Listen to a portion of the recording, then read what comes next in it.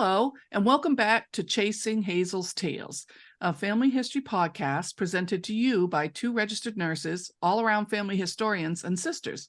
If you've got family history, we want to talk about it. I'm Kim McLaughlin. And I'm Laura Ireland. And we're excited to be back. We're diving into genealogy and family history, or whatever tidbits we find out, and we always find something. I'm like a squirrel, just go here, there, everywhere. So I'm always looking for something. And also, we have talked about David, one of our fans. And David has been a bit bored this summer with our podcast being on hold for the summer. So we want to say, hi, David. Hey, David. We're glad that you're here. We hope you had a good summer. But here in Maine, we didn't have a summer. It rained all the time. But now here we are the first week of September, and finally the sun shows up. So we're here now in the sunshine, and we'll take it. Yeah, we'll take whatever we can get here. I know it was bad. And I feel bad for all the people who needed rain, and we had it all. Yeah, it all came. Or those who planned vacations in July and came here, and it was just not very nice, No, but we're sorry. It is what it is. Yeah. And so just a reminder, Hazel was our paternal grandmother, and she's the reason that we started this podcast because, well, you just have to listen to understand. And, we still think about Hazel every day and talk about her quite a bit. And it's a bit of a wistful longing to know more about her, even though we found out quite a bit. For me, I'd still just always want to know more. But I think we've probably gotten as far as we're going to, don't you think, Kim? I don't know how much more new there is to know, but it's still, I would love to talk to anybody who knew her. So, right. But there's fewer of those people around anymore. So, correct. We were lucky to talk to Maxine last year. So if there's anybody out there who knows anybody who knew our grandmother, let us know. Right. Yep. And there's all that love and connection given to us from somebody that we never knew. And we've just been on a journey to discover. So, But, we may not have known her, but boy, did we give it a try. Yeah. You might call it a mission, trying to solve a mystery. Because what, life would have been just fine if we never had the information we found out about our father's misattributed parentage. We were raised in a nice family, great relatives, but like you always like to call it, Kim, that bonus pack or expansion pack of relatives that we found out after all of this discovery of the other family is just icing on the cake. They've all been so wonderful and have been open and accepting of the situation of us, and we couldn't appreciate them anymore, I don't think. So I have one thought. So you said, we would have been just fine had we never known, because we're fine. But right. What do you think happens? Because we always talked about the unthought known. We always had that inkling that there was something amiss. Something wasn't quite right.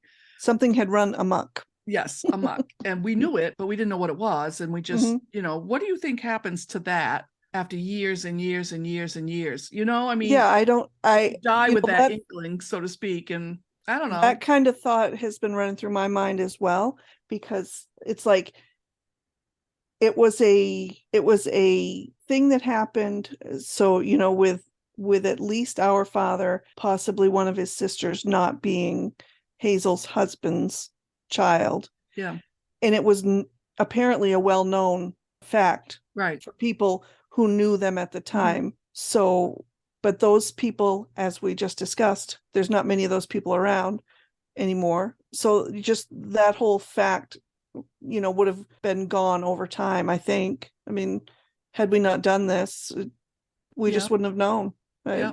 And to me, it's just like, but is the inkling a bit of a, I don't know, like a thorn in your side that you just don't know why it's there, kind of like the pebble in your shoe? Yeah, mm-hmm. It's a pebble in your shoe. You don't know why it's there, but and many people go to their graves this way, which is fine.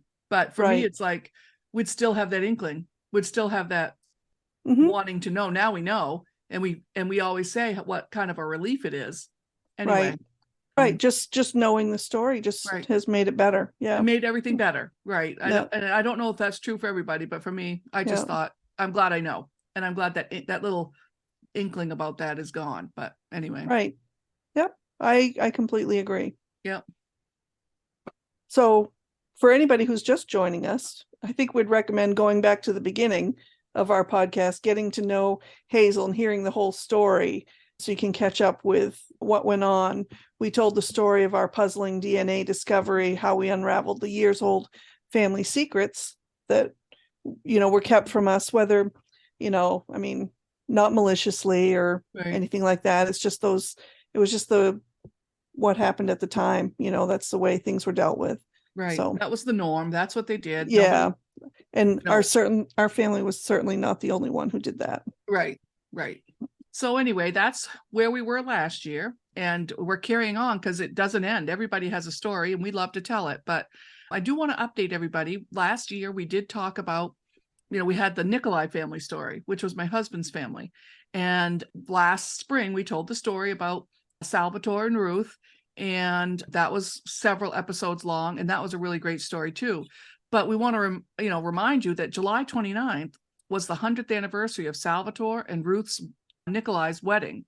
And the family showed up in August and celebrated all things Italian and got to mingle and reminisce about the Italian roots. It was a really, really great affair. And the sun showed up.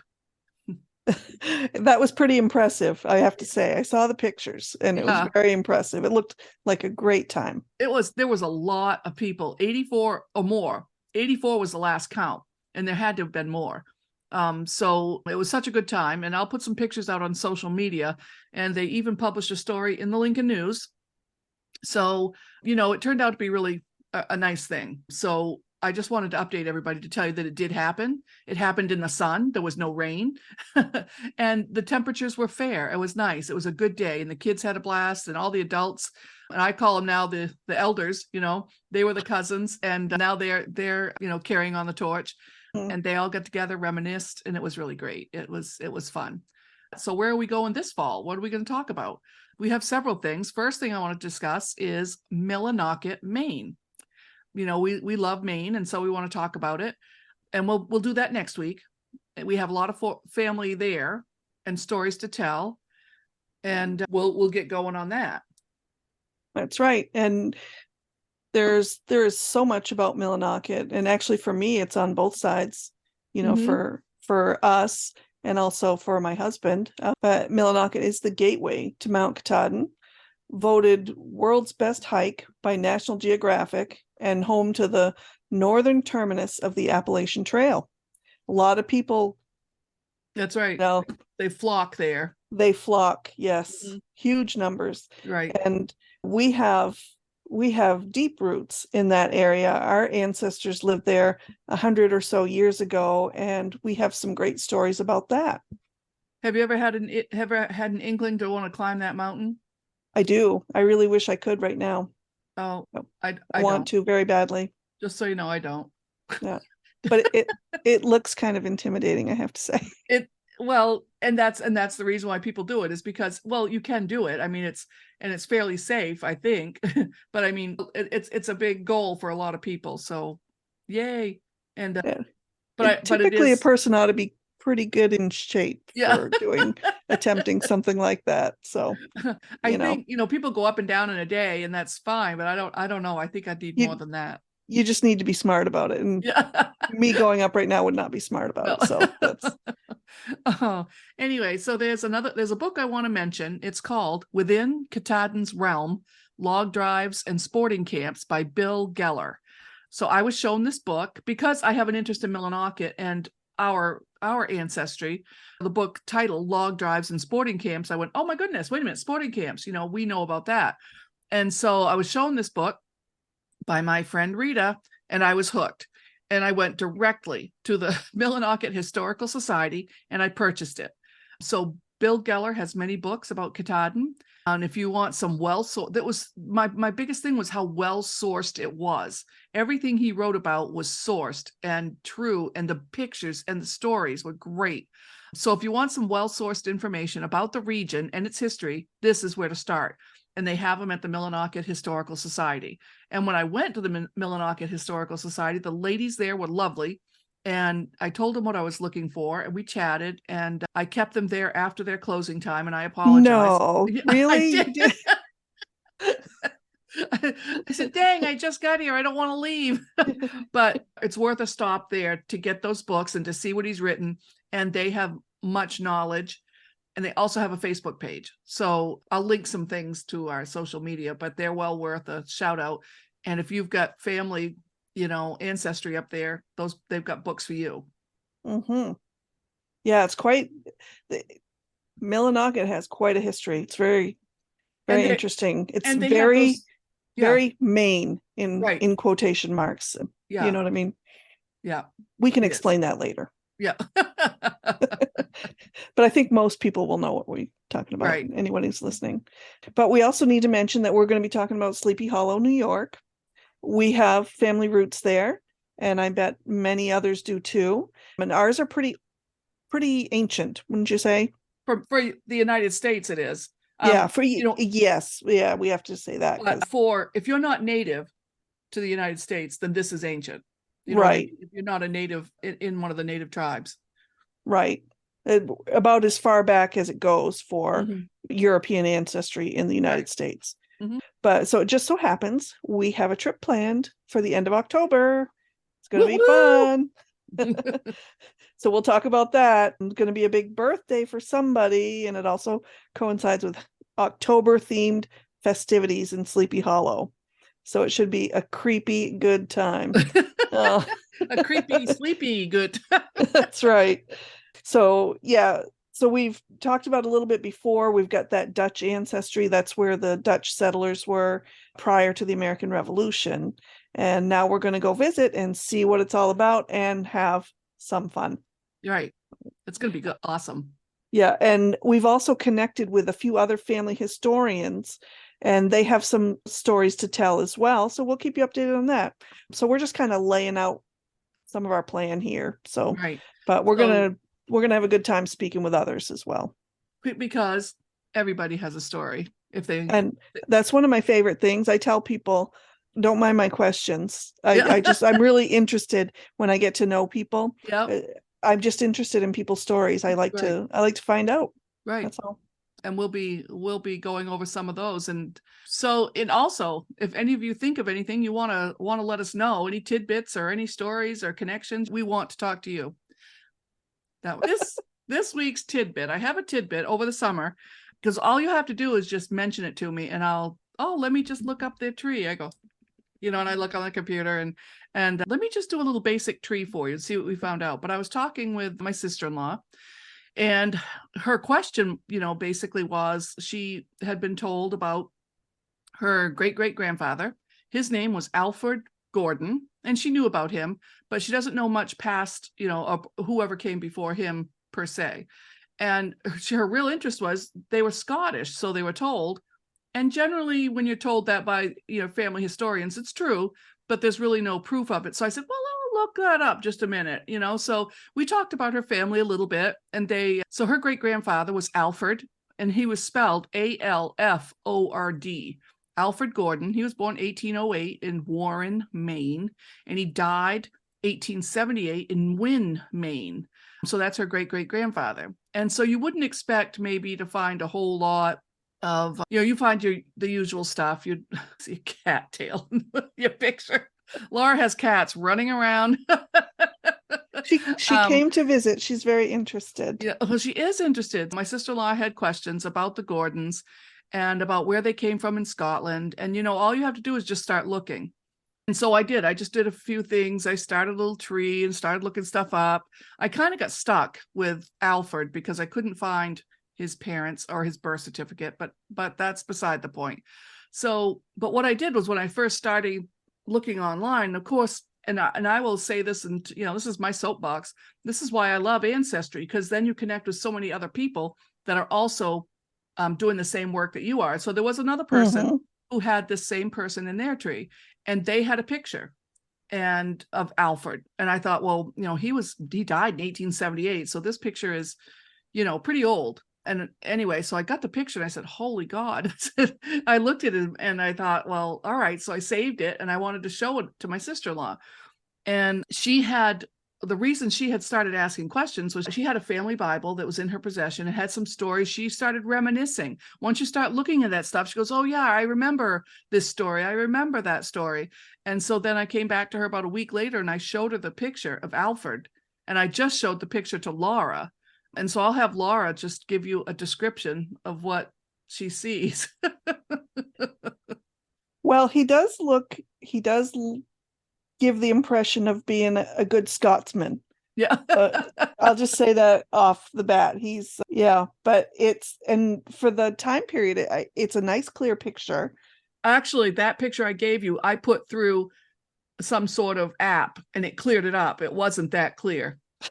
So, okay. It was a little fuzzier, but did you change his eye color or hair color or anything no, I like didn't. that? Okay. All right.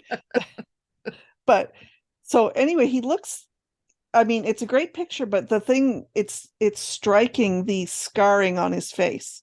Right. The thing that you notice. I mean, the first thing that I notice is he's got these beautiful blue eyes. That's what I see. Yeah. He's got some beautiful blue eyes, but he's got this scarring on the right side of his face that it either looks like a tiger scratched his face. Right. But I think there's a different story that goes along with that. Yeah. So I showed this to my sister-in-law, Stephanie, and she said, oh my God. So to her, with the second she saw that picture, she immediately knew what had happened. And evidently, this Alford, he was a farmer in Wynne, Maine, and she said that she had heard a story of family lore. Everybody hears family lore. And it said that he had been struck by lightning while out in the field with a pitchfork in his hand. And you think, what are the chances, right? So, I mean, that makes a really great story, but would you have believed it if you hadn't seen that picture? But it makes me wonder, like, did he fall down and the pitchfork fall on his face? Was the pitchfork hot? Is that why it burned his face? Like, I don't, yeah, you know what I mean? Because those are clearly lines probably from the pitchfork. Right. And one passes right over his eye, which looks like it was scarred a bit. Yeah. Yeah. So I'm going to put this picture on social media. So was he cursing the weather and holding the pitchfork up, and that's how he got struck by the lightning? Well, what she said was, this is better than Ripley's Believe It or Not. She said, yeah, it's nothing like an angry farmer in the middle of a hayfield having a few pitchfork assisted words with God. And God said, no. Yeah. Whatever it is you're talking about, or whatever you're cursing, or whatever's going on, no. Yeah. And so that was the family lore that was brought down through, and she probably never gave it a second thought until she saw the picture. Yeah. So, well, that's a great story. That is a great story. It's a great story and a great picture. And so I said, that's just another reason why sharing on ancestry.com means so much to other people. You don't know who you're helping or who you're connecting with until until. And did she know this person who had the picture in their I don't think so. But we're still having, I've kind of put it aside a bit. That was my summer that was fun, but I put it aside for a bit and I'll continue looking because she wants to know where in Scotland this Gordon family came from. So if anybody is out there and is related to Alford Gordon, and I think I've got some more on his tree, but I don't go much further back than him other than he was born in 1808 in Warren, Maine. And I found some documents, and someone, I don't have the name, someone wrote a really great genealogy, and it's in the Bangor Public Library. And they gave a copy to the Bangor Public Library. It's really thick. It's really well done. Yeah. And I'm very impressed with it. I gave that information to Stephanie and told her that's where you need to go and read that book. Yeah. So and then a shout out to the Bangor Public Library in Bangor, Maine. They have a fabulous genealogy section and wonderful people to help you. Nice. Yeah. Nice. So that was my fun trip. That to me, that's fun, going to the library and looking for things, but that was fabulous. Yeah. Anyway, so that's my little tidbit for this week, but you never know what the tidbit's going to be next week because they come at me all the time. I just find these really funny things. So our tip for the week is not to stand out in the middle of a field with a pitchfork in a thunder and lightning storm. Because it does happen. I always think, what are the chances? Well, and as a side note, our father, Laura, and my Roscoe was struck by lightning. Yes. And what are the chances of that? But it happened. So he survived. He survived it, just so you know. But that was a strange phone call to get too. Yeah. Anyway, so those are the tidbits. Tell us any cool stories. Yeah. So, and please rate, review, and follow us on your favorite podcast platform. We also invite you to reach out to us by email at chasinghazelsTales@gmail.com. Tell us your tales or share what you have learned or found interesting about your family. You can also follow us or contact us on Facebook, Instagram, Twitter, or is it now called X? I don't know. Or TikTok. I don't keep up with it. You can certainly reach us on Twitter, which is now X, but I don't spend a whole lot of Hazel time on Twitter. X, whatever it is. It's just not, that's another story. But Facebook, Instagram, TikTok occasionally. Until next week. All right. Goodbye. Bye.